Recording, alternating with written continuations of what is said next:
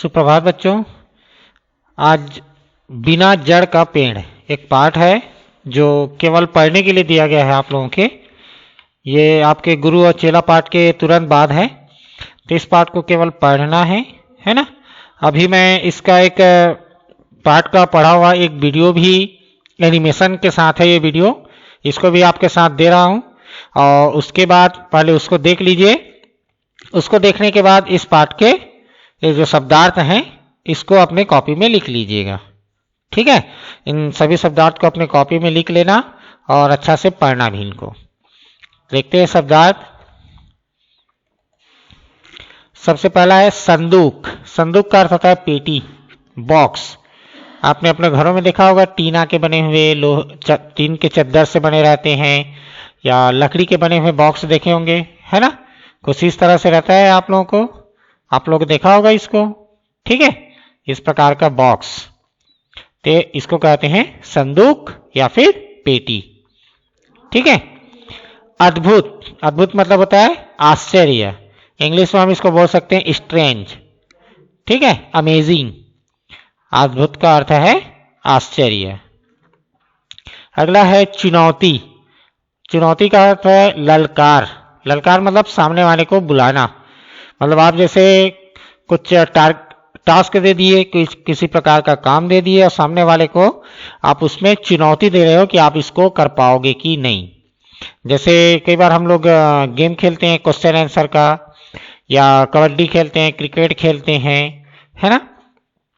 तो जैसे पहली टीम बैटिंग की, उसने 10 रन बनाई, 20 रन बनाई, तो ये क्या है, सामने वाले टीम के लिए एक चुनौती है कि आप लोग को इस 20 रन को पार करना है ताकि हमको हरा सके। तो ये चुनौती या फिर ललकार। निश्चिंत मतलब बेफिक्र, किसी प्रकार का चिंता नहीं करना, है ना, किसी चीज के बारे में सोचना नहीं। जैसे अभी आप लोगों को स्कूल नहीं आना है तो स्कूल के बारे में आपका चिंता खत्म हो गई है, स्कूल से कोई फिक्र नहीं है आपको, है कि नहीं। घर में बैठे हो, घर में आराम से पढ़ रहे हो, ऑनलाइन क्लास ले रहे। नहीं तो जब स्कूल लगती थी तो सुबह जल्दी उठने की चिंता रहती थी, जल्दी से उठ के हड़बड़ी में नहा धो तैयार होके स्कूल जाइए। लेकिन अभी के समय में आपको स्कूल आने की कोई प्रॉब्लम नहीं है, तो आप हो सकता है सुबह लेट में उठ रहे होगे, ठीक है। तो निश्चिंत का अर्थ होता है बेफिक्र। सॉरी। सहज मतलब सामान्य, ठीक है। सहज का अर्थ है सामान्य, सिंपल। धृष्टता का अर्थ है उद्दंडता। उद्दंडता मतलब कुछ गलती या कई प्रकार, ठीक है। धृष्टता करना मतलब जो इनडिसिप्लिन हो जाना, अनुशासनहीन, ठीक है। भांति भांति, भांति भांति ये एक ही शब्द है, इसका अर्थ होता है कई प्रकार के, तरह तरह के।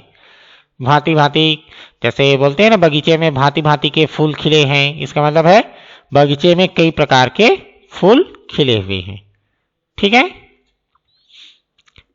अगला शब्द है सहमते, मतलब भयभीत होते या भयभीत होना। इसको हम सहमना भी लिख सकते हैं। सहमना मतलब भयभीत होना, डर जाना। संदेह या संशय का मतलब है शक, अनिश्चय, डाउट, ठीक है। दोनों का अर्थ एक ही है। एक दूसरे के पर्यायवाची शब्द भी हम बोल सकते हैं, समानार्थी शब्द भी बोल सकते हैं इन दोनों को। संदेह, संशय दोनों एक ही प्रकार के शब्द हैं, बस इनका अर्थ भी एक ही है, ठीक है। शक करना या अनिश्चय होना किसी चीज पर। मायूस, मायूस का अर्थ है निराश या फिर उदास।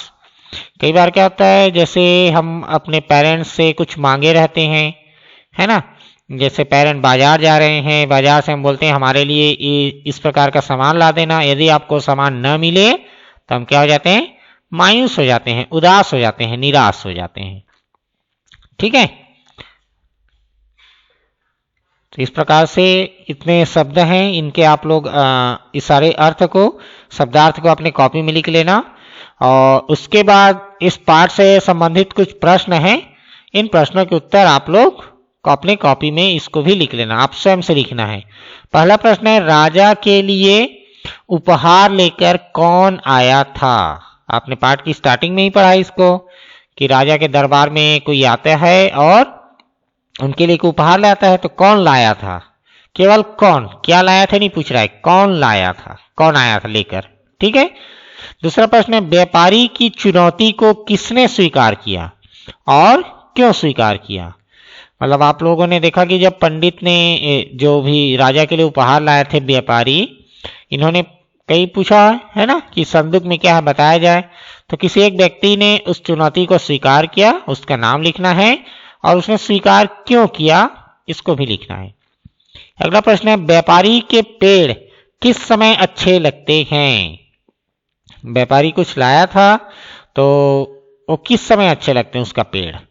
वास्तव में व्यापारी के संदूक में क्या था? मतलब जिसने इसके चुनौती को स्वीकार किया उसने बता दिया कि उस संदूक में क्या था, तो रियल में उस संदूक से क्या निकला ये आपको लिखना है। क्या यह वास्तव में बिना जड़ का पेड़ था? अब व्यापारी ने जो लाया था क्या वास्तव में वो एक पेड़ था जिसके जड़ नहीं थे? तो बस इतने सारे प्रश्नों के उत्तर आपको लिखने हैं। ठीक है, ओके, थैंक यू।